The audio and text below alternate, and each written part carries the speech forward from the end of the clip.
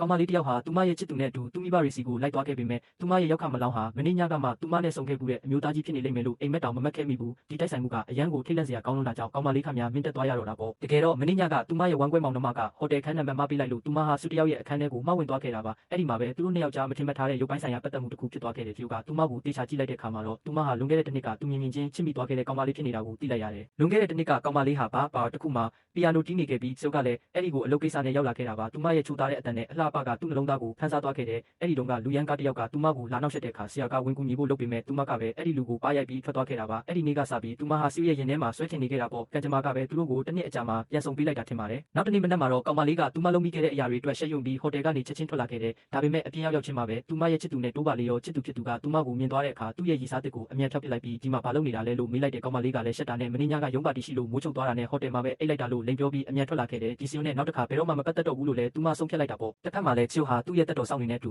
ဟိုတယ်ကထွက်လာတဲ့အချိန်မှာတားဖြစ်သူရောက်လာပြီးသူ့မှာရည်စားရှိနေပြီဖြစ်ကြောင်းမကြခင်အိမ်ခေါ်လာပြီးမိတ်ဆက်ပေးမယ်ဖြစ်ကြောင်းပြောပါတယ်ချစ်ကလည်းဘာမှအများကြီးမစင်စားပဲသဘောတူလိုက်တယ်တကယ်တော့တားအဖနှစ်ယောက်လုံးကမိန်းကလေးတစ်ယောက်တည်းကိုပဲချစ်နေကြတာကိုသူတို့မသိခဲ့ကြဘူးနောက်တစ်နေ့မှာတော့ဆရာကကောင်မလေးရှိရာကောလိပ်ကိုသွားခဲ့တယ်အဲ့ဒီအချိန်မှာပဲကောင်မလေးကတကြားတက်နေပြီးမူးလဲတော့မဲ့အချိန်နဲ့တိုးတာကြောင့်သူကချက်ချင်းပြေးပွေလိုက်ရပါတယ်ကောင်မလေးတတိယလာတဲ့အခါသူ့ကိုချက်ချင်းမှတ်မိသွားပြီးမနေ့ညကမှားသွားတာပါအခုကစပြီးတို့တွေကသစိမ့်တွေပဲလို့ပြက်တပြောလိုက်တယ်ဆရာကသူမကိုတစ်သက်လုံးကောက်ွယ်စောင့်ရှောက်ချင်ပေမဲ့သူမကတော့သူမမှာချစ်သူရှိနေပြီဆိုပြီးညှင်းလုပ်ခဲ့တယ်ဆရာကလည်းအတင်းအကျပ်မလုပ်ပါဘူးသူ့ရဲ့လိပ်စာကတ်ကိုပေးပြီးတခုခုလိုရင်ငါ့ကိုတတိယလိုက်ပါလို့ပဲပြောခဲ့တယ်ဒါပေမဲ့ကောင်မလေးကတော့ကားပေါ်ကဆင်းချင်းမှာပဲအဲ့ဒီကပ်ပြားကိုသူ့ရှိတင်အမိုက်ပုံနဲ့လွှင့်ပစ်လိုက်ပါတယ်ဒါကိုမြင်တော့ဆရာရဲ့တက်တော်ဆောင်ကဒေါသထွက်ပြီးသူမကိုပညာပေးဖို့ခွင့်တောင်းပေမဲ့ဆရာကတားလိုက်တယ်ထူးဆန်းတာကသူမရဲ့အဲ့ဒီလိုခက်မိုက်အမူအရာကပဲသူ့ကိုပိုပြီးစိတ်ဝင်စားသွားစေတာပါအခုဆိုရင်နောက်ထပ်ဘာတွေဆက်ဖြစ်လာမလဲ